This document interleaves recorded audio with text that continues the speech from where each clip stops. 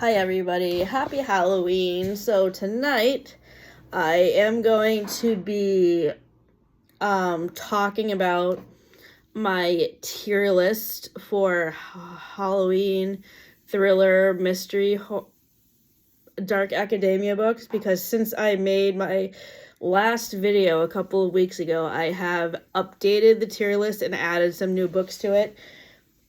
So I am going to just talk about the new books I added, so that way this video is not 2 hours long. Let me just get the document up. Oh, it's up already. Okay, so the new additions to the Simply the Best category are In My Dreams I Hold a Knife by Ashley Winstead. I read this book in February. And it's set at a college reunion, and they're trying to figure out who murdered their friend. I could not stand the main character in this book, but I loved the twists and turns in the mystery, and it was very engaging. The next book that's in this category that I did not talk about last time is The Fury by Alex Michaelides. This is by the same author who wrote The Maidens and The Silent Patient. I have not read The Maidens yet, and I will talk about The Silent Patient later. But what I liked the best about The Fury was the fact that it transported me to another country, which is Greece, because it's a murder mystery that's set on a Greek island, and I really enjoy the twists and turns of this mystery as well.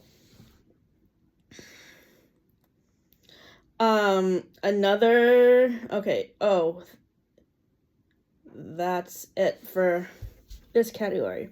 In the next category, I Love That Journey for Me.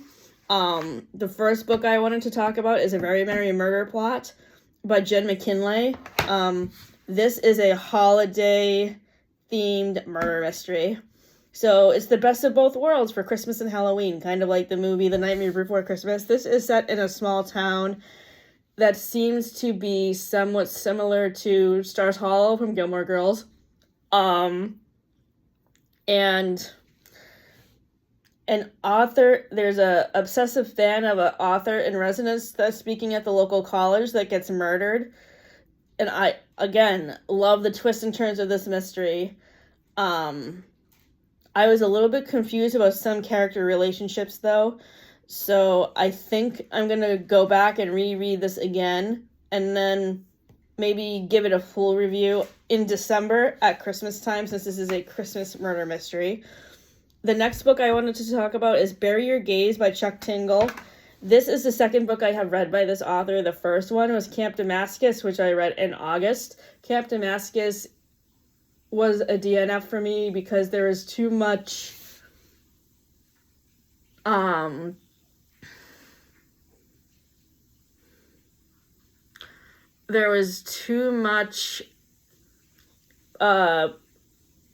politics being thrown in my face, and I hated that. With Bury Your Gaze, this is about a TV show writer who is gay, and he is disappointed to find out in a staff meeting that his character is getting killed off, kind of like how Dr. Drake Ramore gets thrown down the elevator shaft on Friends. But, like, this is not good because Micah, who is the main character in this book, his book is the leading gay character on this show, and he's very disappointed, and he speaks out against this change quite adamantly. And I don't want to offer any spoilers in case you want to read it, but this book kept me guessing, unlike the other book I read by Chuck Tingle, Camp Damascus, which I just mentioned a couple of minutes ago.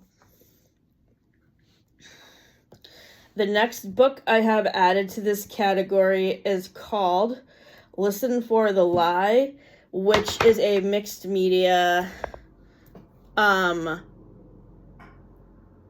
murder mystery.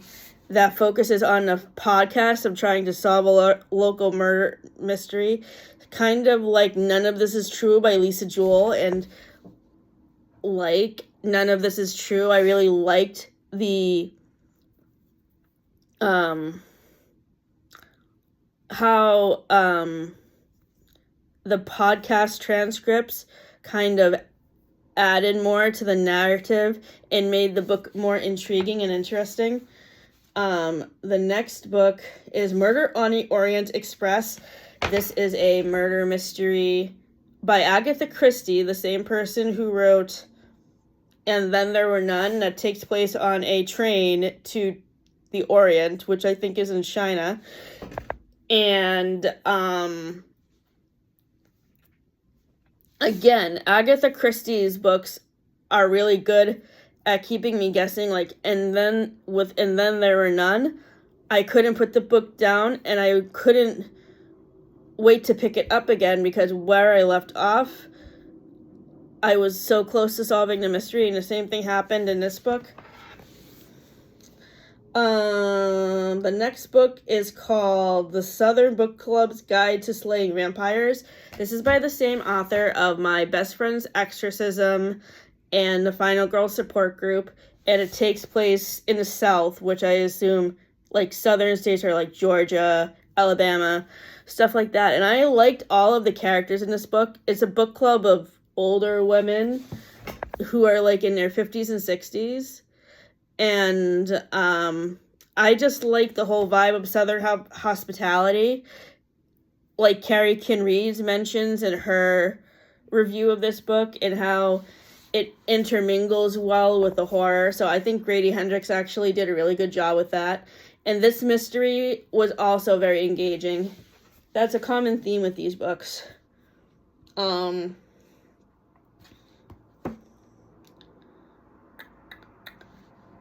The other two books I wanted to mention in this category are by V.E. Schwab, and they are buddy reads I did with my friend Kate in February. This Savage Song and This Dark Duet. And I really liked the romantic buildup between the characters in this book, and the ending of the second book really made me sad and made me angry. But in case you want to read these books too, I will not spoil for you what happened. The next book I wanted to mention is again by V.E. Schwab. This is a darker shade of magic. This next category is Kind Wishes, Warmest Regards. And I didn't like these characters as much as I did the characters in This Savage Song and This Dark Duet. But still, it's a very well-written mystery book with an engaging plot and twists and enjoyable characters who are easy to engage with. The next two books are part of the same mystery series, A Deadly Inside Scoop and A Killer Sunday. So I actually didn't finish A Killer Sunday. I just couldn't get into the plot, and I found the main character to be whiny. But with A Deadly Inside Scoop, that murder mystery was a little bit more engaging. So all of these murder mysteries are set in an ice cream parlor that is in a summer beach town, which is a lot of fun. The next book that I added to this section is Fair Rosaline by Natasha Solomons. I actually just reviewed this book in a shorter form video that I posted a couple of days ago. So this is a prequel to Romeo and Juliet that focuses on Romeo's crush on Juliet's cousin Rosaline. And yeah, he's kind of a skis-ball, and I go into that more in my review in my other videos, so just click on that video because I give you my full opinions on this book. The next addition to this section is The Haunting of Velkwood by Gwendolyn Kist. This book was recommended to me by Gabby and Sarah and Riley and Carrie. and it is set in a town that is like encrusted by a dome, kind of like in The Dome by Stephen King, or in Annihilation, which is another horror book that other booktubers have talked about that I have not read. But basically, this girl's old neighborhood is stuck inside this dome, and the mystery that's being solved is like how the dome came to be and like what is causing the situation to happen. And it's also a sapphic love story, which means the two main female characters in this book end up being in a relationship by the end, and their relationship buildup is very sweet. I really enjoyed that aspect of the book. Another book I just finished reading recently that I added to this section of the tier list is called My Roommate is a Vampire by Jenna Levine. A couple of different booktubers have talked about this. I think With Cindy did, Carrie Can Read did. I also think that Sarah and O'Reilly have talked about it at some point as well. So this book is really kind of cheesy, actually. It's about a girl who lives in New York City who gets evicted from her apartment, so she has to share an apartment with a guy who ends up being a vampire. His name is Frederick. And, I mean, I really liked the dynamic between Cassie and Frederick because, like, Frederick is a vampire who lives in modern-day New York City, so their relationship is mostly built upon Cassie trying to modernize his viewpoints, and I just think their relationship was super sweet. And of course, I love the New York City setting. And then the last addition to this section, Kind Wishes, Warmest Regards, is Respread by Ian Reid. This book is by the same author as I'm Thinking of Ending Things, and it's basically about a old lady who is dying from dementia, and it's actually a pretty sad and pretty depressing book. And spoiler alert, at the end of the book, this woman, Patricia, does end up dying from Alzheimer's. So this book was hard for me to read just because of the nature of the fact that I have lost 2 family members due to dementia and Alzheimer's. So that really brought me back into the mindset of thinking about all that they went through with their disease.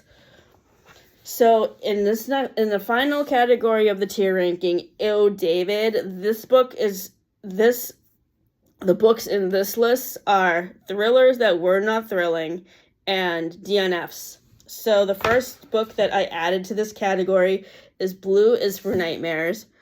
This book was on a video I watched on Sarah Without an H's channel where she went back and read vampire books or Halloween vampire books that she read when she was in high school to see if her opinion on them would change. I kind of stole her idea, but more with generalized fiction books that I have read throughout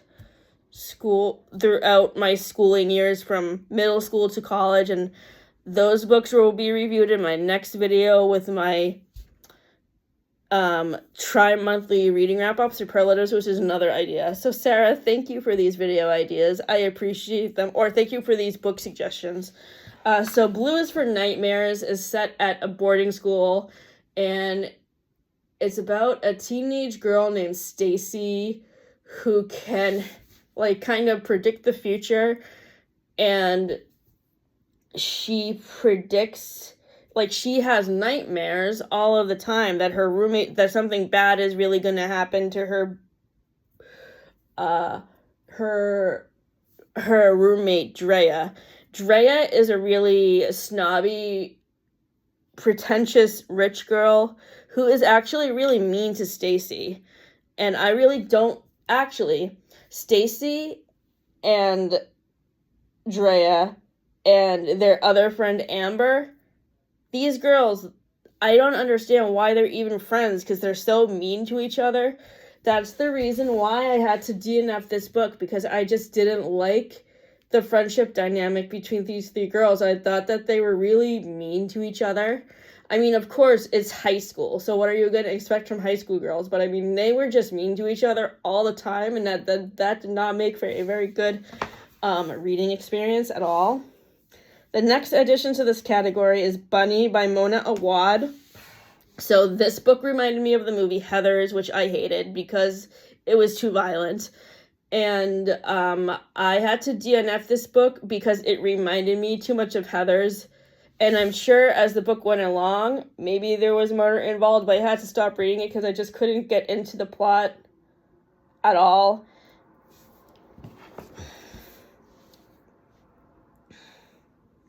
The next book I wanted to mention that I added to this category is Nestlings by Nat Cassidy. This book is by the same author as Mary, which I read in March and had to DNF. I DNF'd this book because A, I just don't think that I'm a fan of Nat Cassidy's writing style. B, the pacing of the book was all messed up because the chapters start in the middle of the page, kind of like with some of Stephen King's books. And I just didn't like where the story was going. I thought it was sort of depressing. So the plot of this book is kind of similar. A married couple and their newborn baby win an apartment in a housing lottery. This is another book that's set in New York City. And kind of like Lock Every Door by Riley Sager, the apartment in this apartment building is haunted. And also, like, this book talks about postpartum depression because this couple just had a baby and the mother has a hard time connecting to the baby because she didn't want to have kids, but she had a kid anyway. So I can't really relate to that, so maybe that's another reason why I had to DNF this book.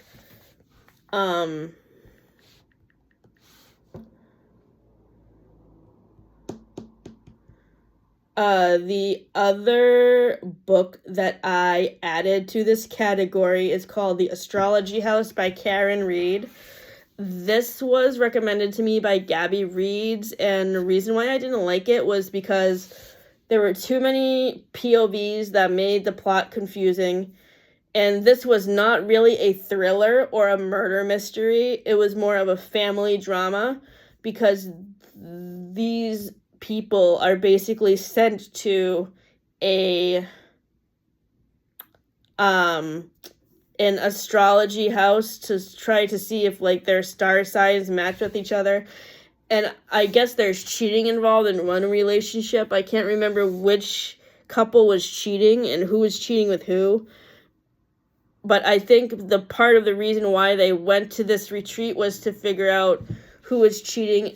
And there ends up also being a relationship that is sapphic, again, lesbian or gay, that is found out throughout the course of the time that they're at this house.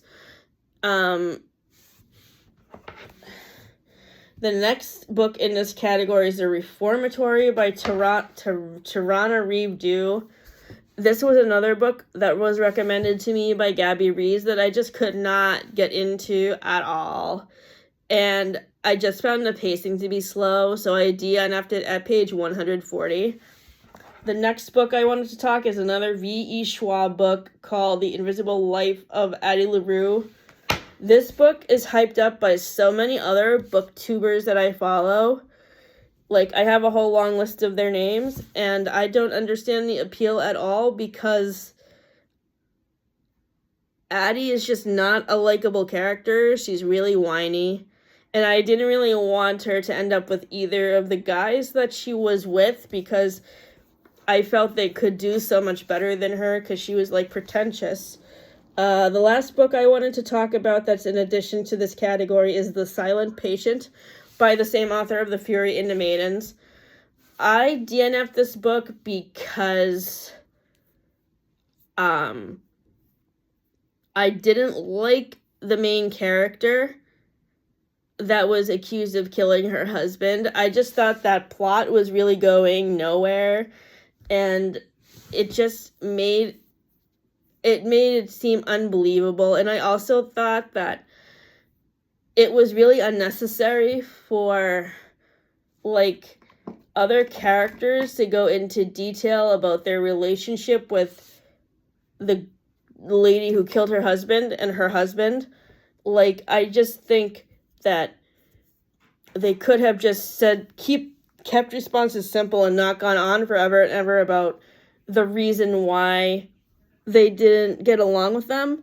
So if you want to see my thoughts on the other books I talked about in this tier ranking, please watch my previous video that I made a couple of weeks ago, because I go into detail about the rest of those books. This is just an addendum to that original video, because since I made that video on October 15th or 16th, I have added several new books. And I wanted to know which books in this tier ranking did you like, which did you not like. I'm especially interested to know, one book that I'm still waiting to get from the library is the Reese's Book Club book for October, which is called Society of Lies by Laura Ling Brown. So if you have read that book, please let me know what you think of it, because I'm really anxious to read it, and I'm anxious to hear what you guys think of it. And I also read the October YA pick for Reese's Book Club, which is called Looking for Smoke by K.A. Cobell, which is a indigenous murder mystery book, which I really enjoyed. So, happy Halloween. Tonight I had my Halloween party at my volunteer job at the Boys and Girls Club. I am dressed up as a cheerleader on homecoming football night. Or I guess you could also interpret this outfit as Monica from the football episode of Friends, where they play football in the park on Thanksgiving. Take that as what you will. Happy Halloween. I will be back at the beginning of next week with another reading update video and my November TBR preview. Have a good weekend.